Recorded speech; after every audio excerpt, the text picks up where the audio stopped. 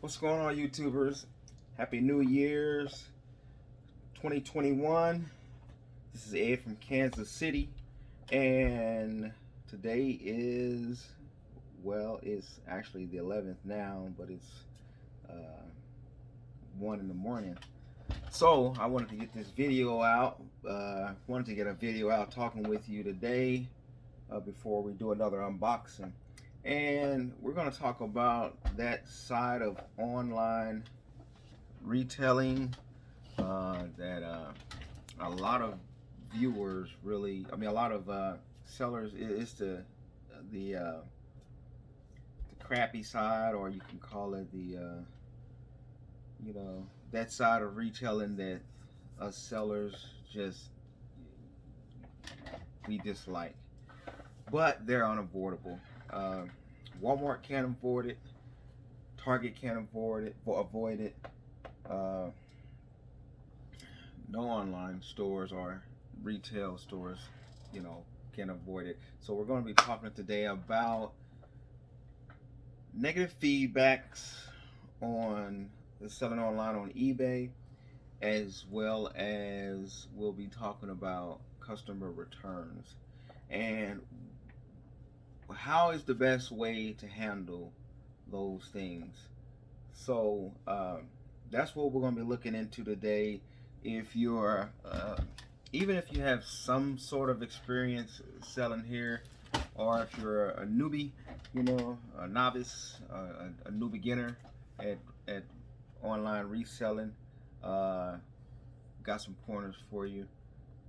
So I've been reselling for quite a while, several years. I got like I got more than that, actually, more than 8 years online reselling, but I've been doing it really full time for about the last 3 years, and really hard the last couple of years. So some of the things I've learned from experience on selling online, and particularly we're talking about eBay on this one, and some of the things that I've learned as far as selling online is dealing with the negative feedbacks. So you wake up one morning, or even if it's the middle of the night, it could be 11 at night, and you next thing you know, you look on your eBay account as you scroll through orders, what's going out for the next day.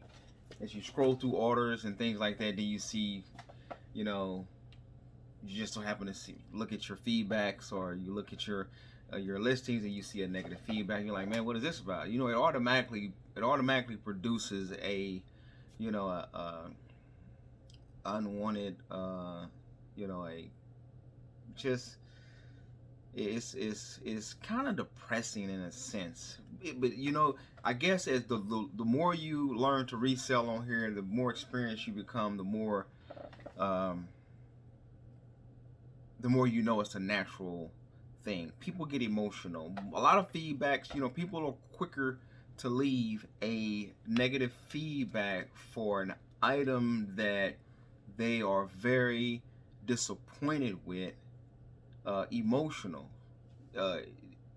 and before they will leave a positive feedback. If somebody gets their gift, unless they just got it for that, super duper low price, that steal, then they'll leave a quick, a positive feedback. But when a lot of buyers get items and it's, just, especially when they pay a lot of money or they pay the regular price, they're more prone to quickly leave a negative feedback, and it's a lot of reasons. Sometimes they leave a negative feedback just because they don't feel like they have any other solution. They don't have any other option. It may be past the 30 days to be able to return the item. The seller may not accept returns. The buyer may see that the seller doesn't accept returns, and as a result, the buyer feels like the only recourse that they have is to just write a negative feedback. But for the most part, what I want to talk about is not necessarily the legitimate, negative feedbacks that may be warranted, or caused by the seller, but more so negative feedbacks just, from buyers who that's what they're accustomed to. And I will say this, eBay has really developed a culture. It's really a culture where uh, a lot of sellers pay. Really, they pay either a partial refund or full refund, sending out, resending out the item. There's many ways that sellers pay for positive feedbacks. And I decided last year that I was done catering to buyers that I perceived are really only looking forward to trying to get some money back, some sort of money back, or some sort of free gift or extra item or a full refund in exchange for a positive feedback. And there's really no real way to really know which buyers are really just looking to get something back, or from those that are looking to really, get what they paid for. There's really no method you can use to kind of like weed those buyers out. And the thing we like to do is, one of the precautions we like to take is we just like to make sure we look at how when a buyer offers us something, or you really can't do a lot of things other than exclude certain countries or cities or whatever, or places, localities or whatever, geographically, but one of the things we like to do is we like to look at a person that makes us an offer on eBay, and we'll see, okay, does this particular buyer leave, what kind of feedbacks do they leave? And some of the buyers that we exclude is those that leave a lot of negative feedbacks. But we also check and look, just because the buyer has left a negative feedback, we also go and look at the seller and see if that seller is still registered, or if that seller's store is still listed on eBay. Now, you got to, like I said, you got to keep in mind that eBay has allowed a culture to develop where buyers have learned how to manipulate the system, the program, the things in place and check to use feedback as a way to get something for free, or to get a partial refund, or to get the entire, whatever. But at the same time,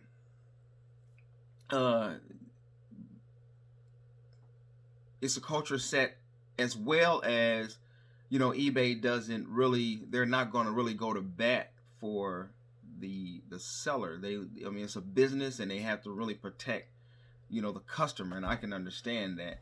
And so what we're going to look at negative feedbacks, and we're going to look at customer returns and the most appropriate ways to deal with those. So, negative feedback, we'll start there first. We'll look at a few of the negative feedbacks I've gotten, and I'll kind of just let you see those, and then I'll kind of go over those negative feedbacks to kind of show you how I handled those particular feedbacks.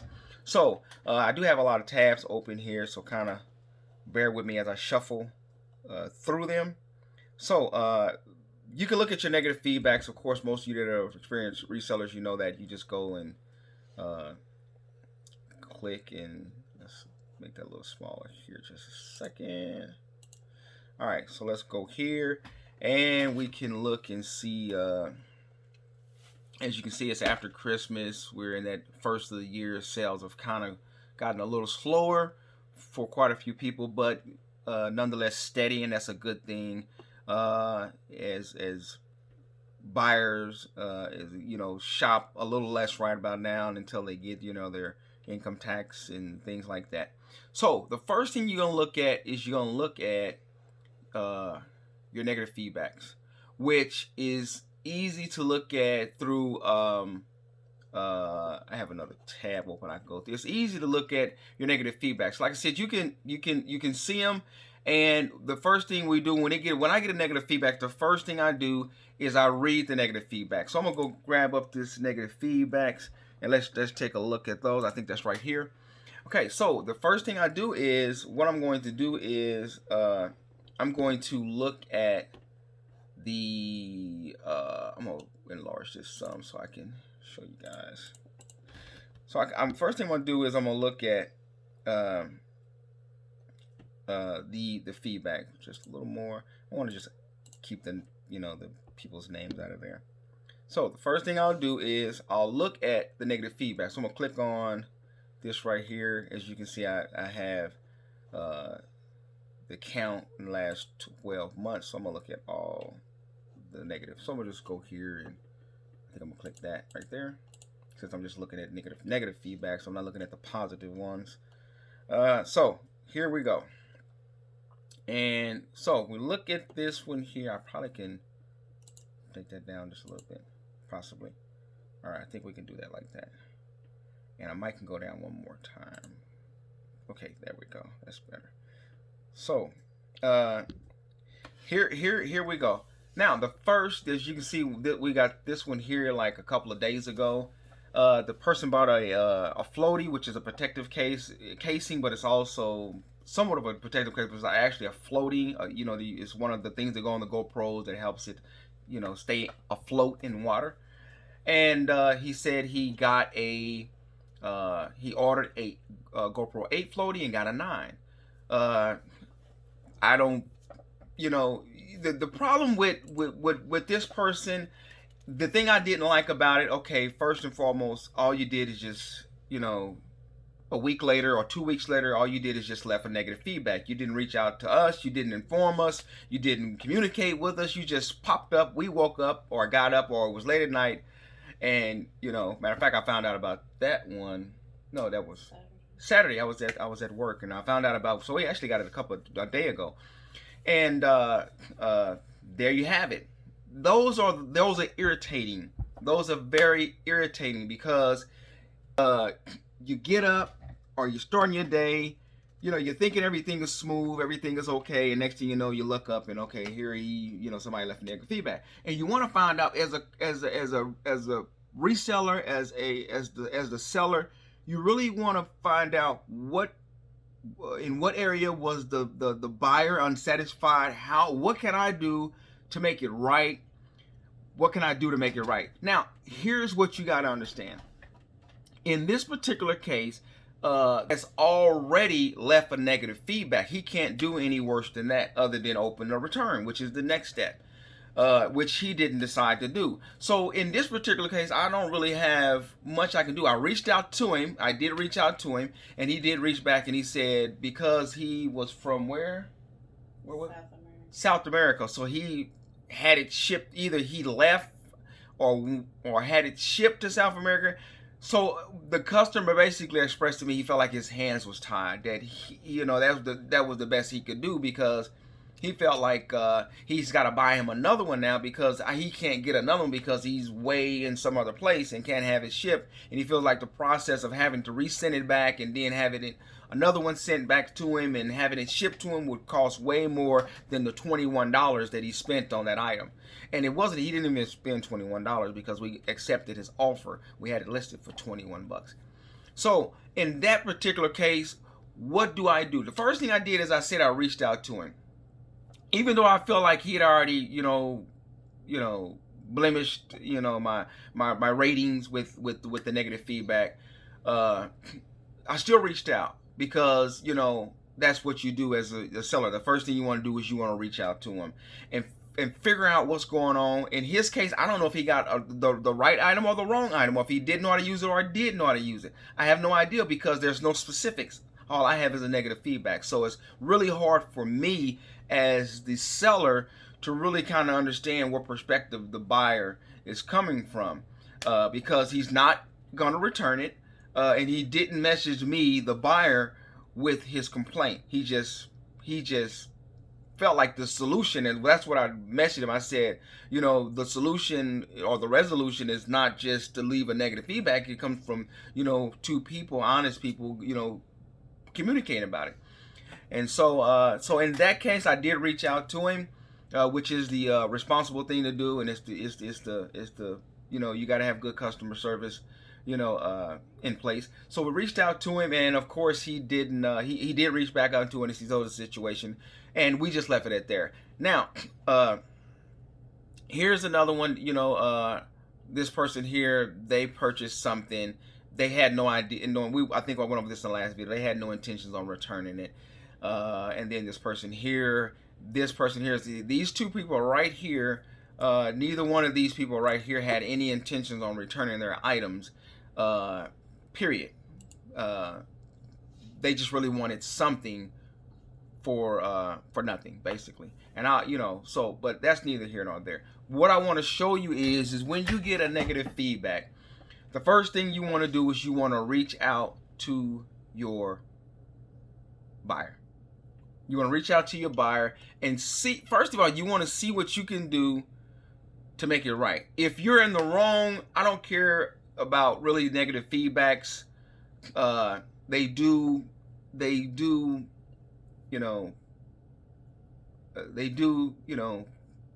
mess up your ratings and your ranking in a sense, so nobody likes them. Of course, I don't like them.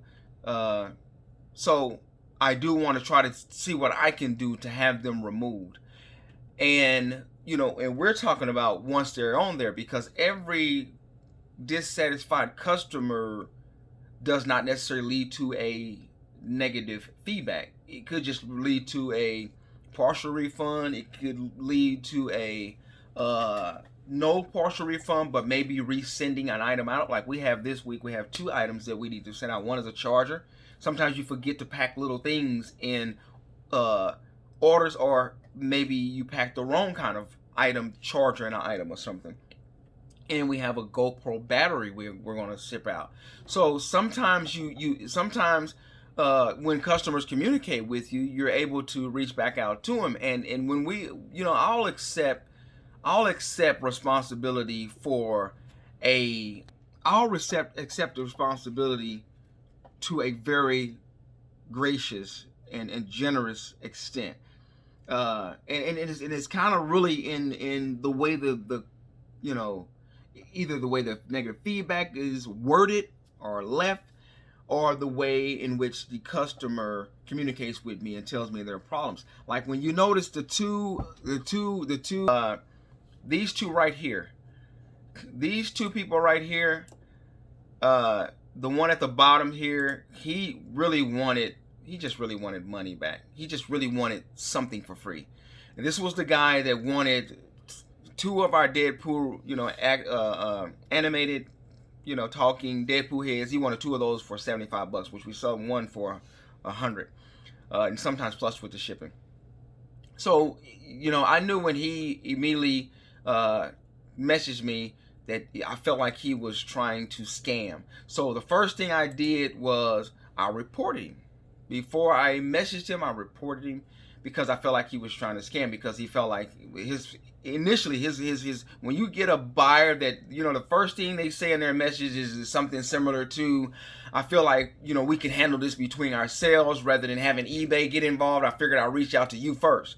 Well, that lets you know, kind of in a sense, that's like a little indicator that, okay, this particular buyer, first and foremost, he's experienced, so he could be trying to use the system. Like I said, it's a culture set in place. Well, customers know how, especially experienced ones, they know how to, manipulate the system. So sometimes you get an indication of, okay, what are they actually trying to do. And in this particular case, I can sense by his thing, he wanted to handle it. I can tell he was dissatisfied, but at the same time, I could tell he wanted something. So automatically right there, he wanted something. So what I did automatically, the first thing I do, if the item is bad, I'm not going to admit that the item is bad. I'm not, as he said, I'm not going to admit this item is bad when I know it wasn't, because everything is electronically is tested. So the first thing I did was offered him a refund, free shipping, return.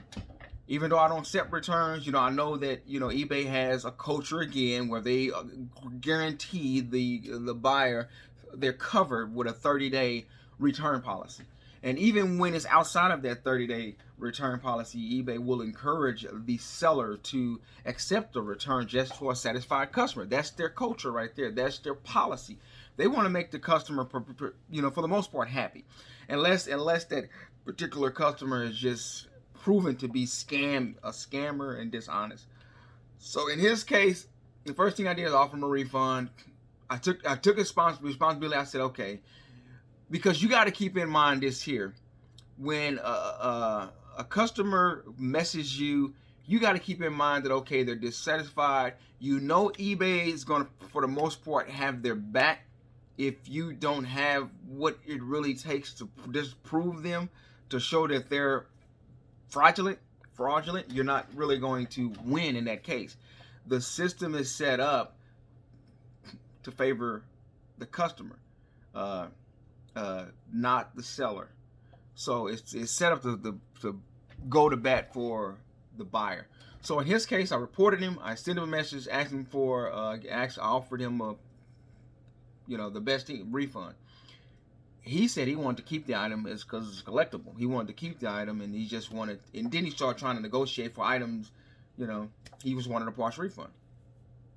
Okay, long story short, that's where you got to draw a line. As the seller, you got to draw a line. Keep in mind though, when you're first starting out, to protect your business, if you're doing it full time, you don't have much negotiating room. When you're first starting out as a reseller and you're doing this, whether for full time or just as for additional income, as with a new account, unless you want that account to stay in good standing, if you want that account to stay in good standing and not be limited, your account gets limited or suspended or stuff like that, you really do have to set aside that variance or that allowance for, really catering to customers. And that requires you being prepared to take losses that are not even legitimate. And I noticed one of the things me and Carmen have noticed, and I've noticed it for a while because I've sold and I sell on multiple eBay accounts. And one account can have 100% positive feedback. And I can take my exact same items and I can sell a few hundred on that account and a few hundred on my account, which may have 3 or 4, whereas now it has 9 in the past year. And I can sell on both of those accounts the same items. And my account will get more fraudulent buyers or customers that tend to complain or abuse the return policy, or they'll take advantage of the culture of returning or trying to leave positive feedback for some type of kickback or benefit. Whereas the other account that has a 100% positive feedback, most buyers are less prone to try to attack those type of accounts, even if they're new accounts. They are less likely to try to manipulate those accounts. As I said, I sell on multiple accounts, sell on Carmen's account, I've sold on several other accounts. And as I've noticed I've sold hundreds on each, and 100 items going out on that account, no negative feedbacks whatsoever. But on my account, I could have gotten like 3. And it's crazy, but that's just how this culture is set up. So when you're starting out fresh, when you're dealing with negative returns, the first thing you can do is, when you're selling, you get, as a reseller, you get an allowance of being able to revise, and I'm going to show you right here where that's at. All right, feedbacks. Let's scoot over this. Okay, let's look at this. You get a certain amount of allowance for feedback, as you can see right here. If I can get this moved a little bit right here. In the last 12 months, I've had 9 negative feedbacks. But if you notice, the revised feedbacks right up here. If I can get this scoot over for you. I'm showing a little too much. Let me get this down. Anyway, let me get this. The right here. It says the number of negative or neutral feedback ratings buyers have revised for this seller. So in the last 12 months, I've had 4 buyers revise their feedback, their negative feedback for me out of the last 12 months. So you get that. So let's go to the next step, which is, we're going to exit out of this one and go to the next one, which is it will be how do you go about that feedback. Well, let me go back to, let me show you again. Let's go here, and then I'll show you how you get about 5 per 1,000 sales. So let's go right over here where we want to go. Let's just click this. Click that there, and let's go. What you can do is you'll be able to, let's scroll down. You can go down and just scroll down to the bottom, and it'll tell you right here. You will click on right here, revise, reply to feedback received. That's what you're going to click on when you want your buyer to change a feedback, or you want to reply to a feedback they have left for you, a negative feedback particularly. So let's go to that screen there, and let's look at that one. Okay, that's another screen. I will get to that in a second. But here we're going to go to right here. So let's enlarge this. And this is where you get to this screen here, and it gives you an option right here to reply to a feedback received. You can go right here, and it shows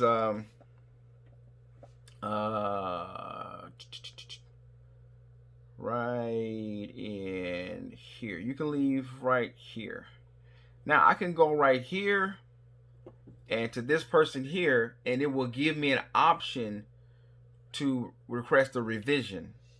So I can request a revision right in here if I click on his, let me just see right quick. If I click on that, it'll give you an option to revise it in there. You can reply to it, and you can request revision. So let me look at up top, and let me see if I can find it.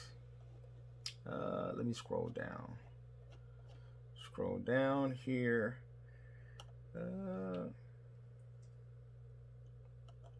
But it gives you an option that you can use to not only to reply, but you can also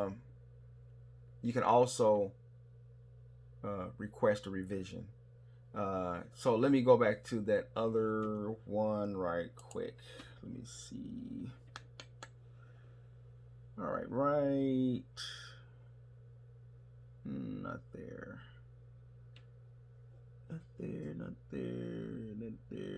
Not there. Right here. Nope. So what I'm gonna do, I'm gonna go up. I'm gonna just go back to it again. We'll go to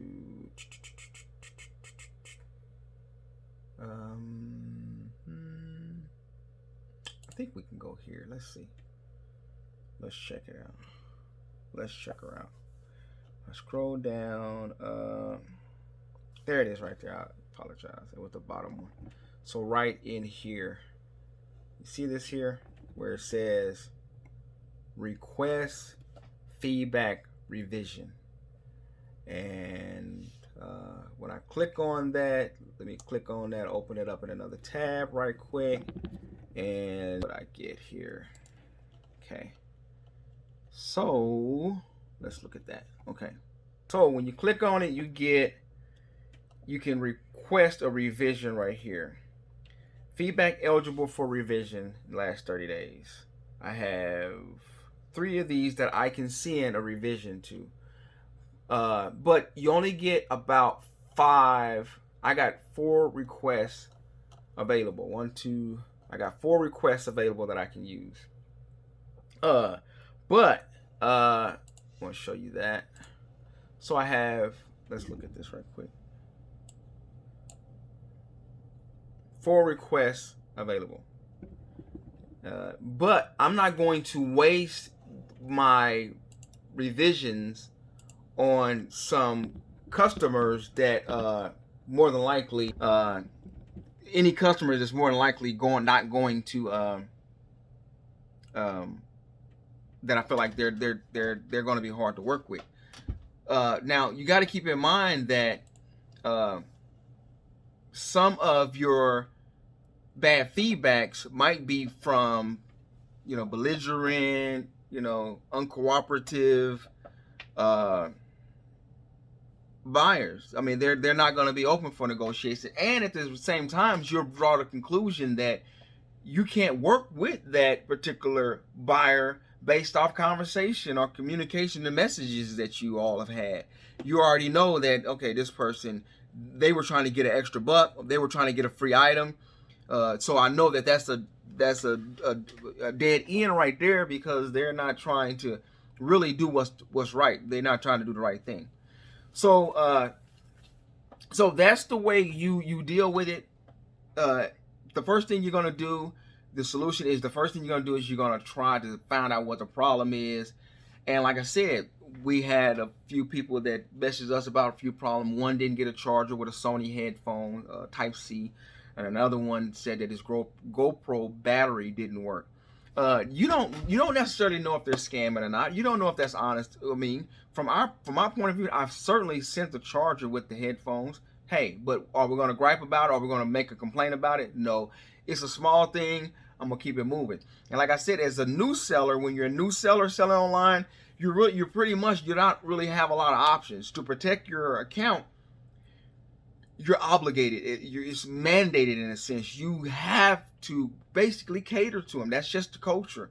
Otherwise, your account can get limited. Once you get a negative feedback as a new online seller, it excludes you from selling certain items. You may not be able to sell, things like premium items, big name brand items, or you may be very limited on what you can sell.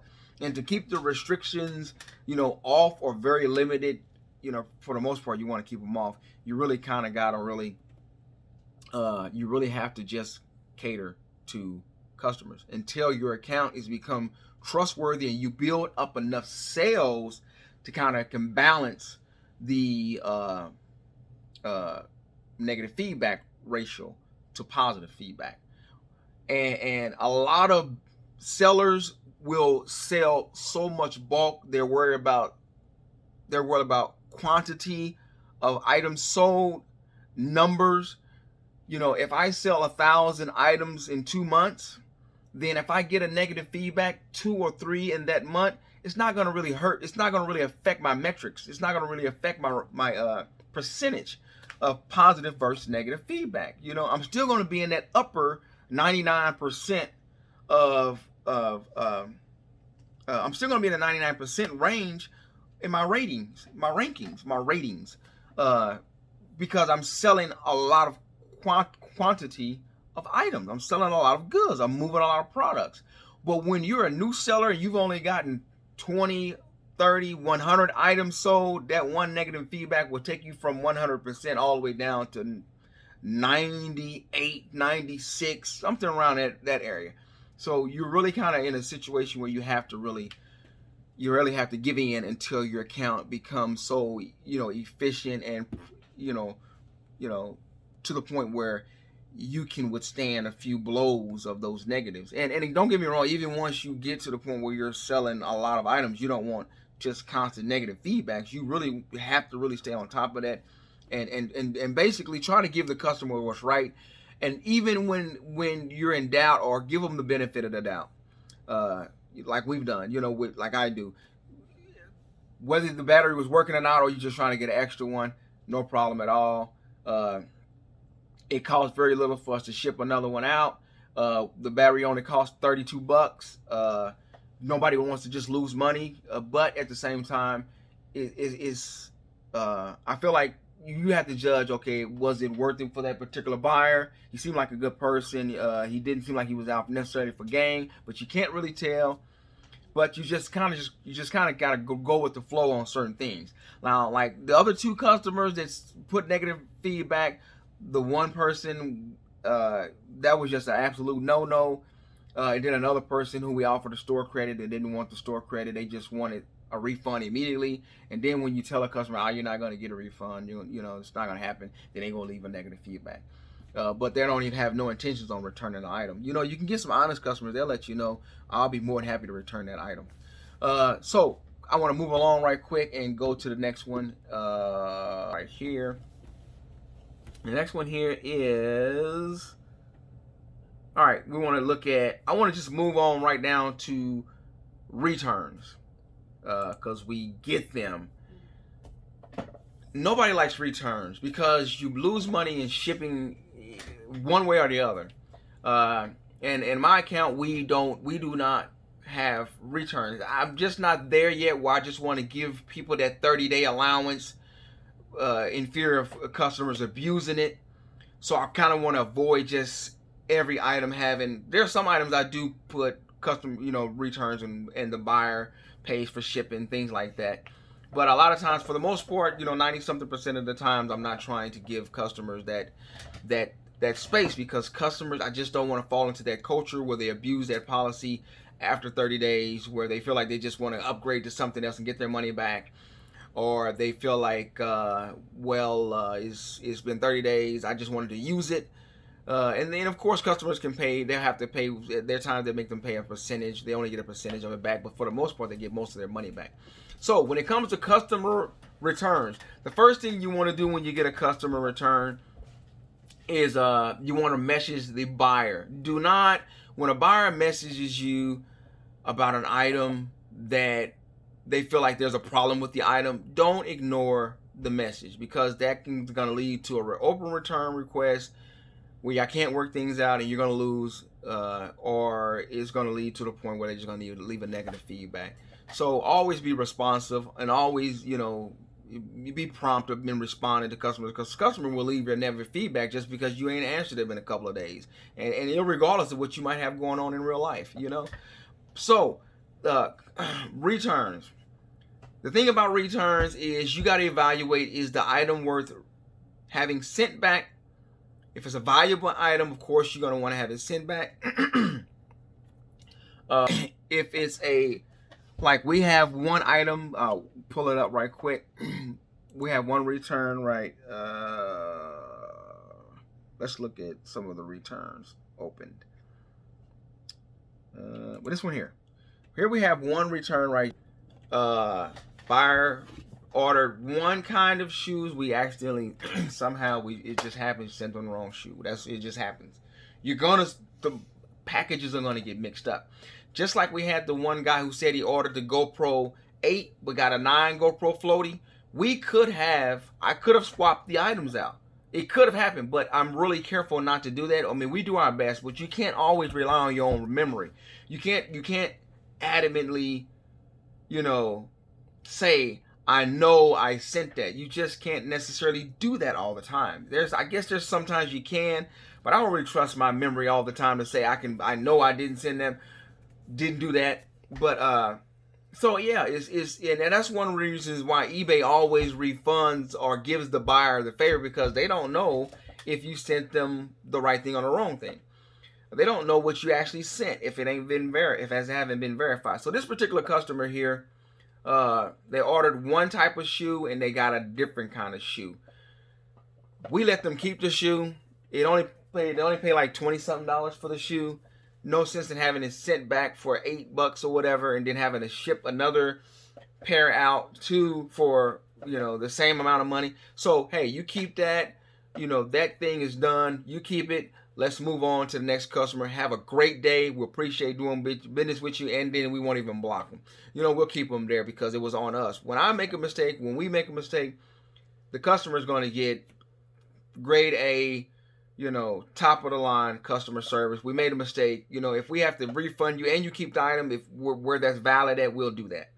Okay, so another one, customer return here. Let's look at this one. Okay, here's a person. They haven't sent the item back. They order a controller, Xbox controller.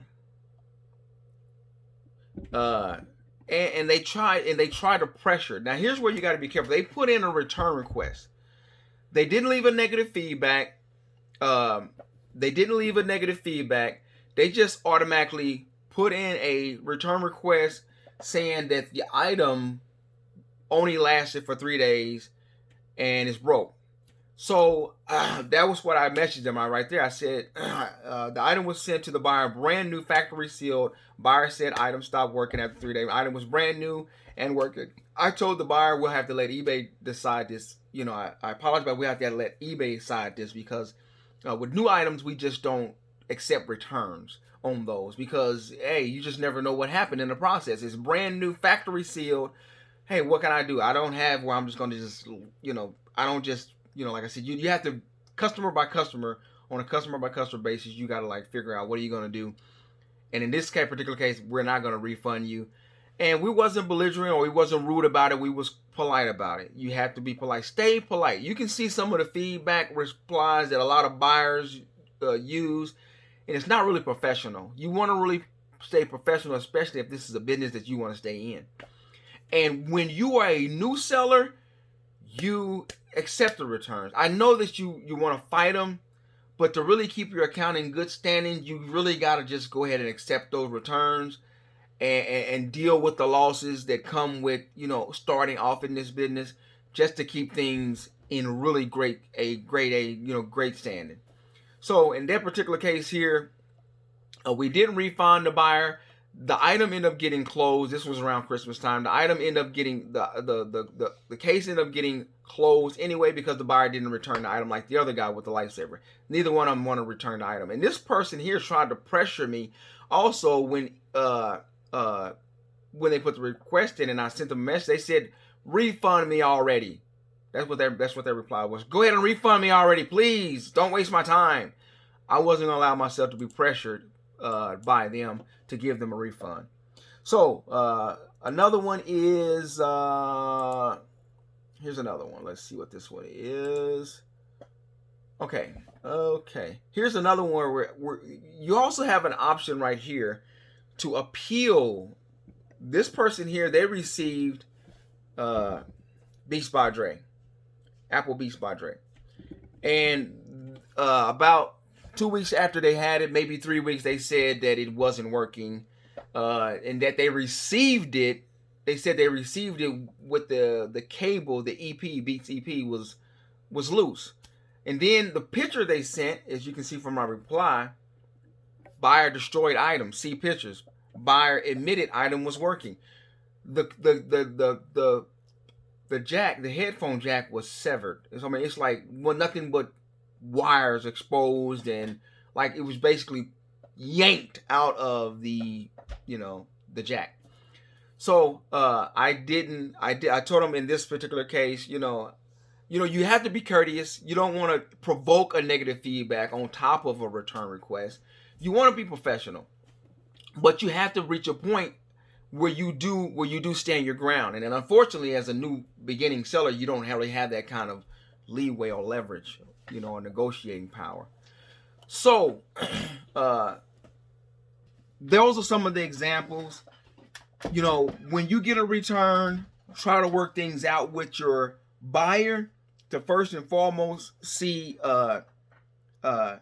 if you have any facts you can present them. But one of the things you want to do is to make sure that you as the seller are trying to work things out with your buyer. And that requires you, if you're a new seller, just take the L, get the item back, try to keep it moving. Block the seller after that. Every seller that has opened up a return request or left a negative feedback on my account, if they're bogus or fraudulent or just dishonest, lying, automatically block them. They will never be able to purchase from us again. But that's how you handle that. You want to be careful to make sure that you are professional and that when applicable, you want to go ahead and ship out something different or send out the same item. If if it's something that can just be easily dealt with, you want to see if you can negotiate a partial refund. uh like we had a guy who purchased something. He purchased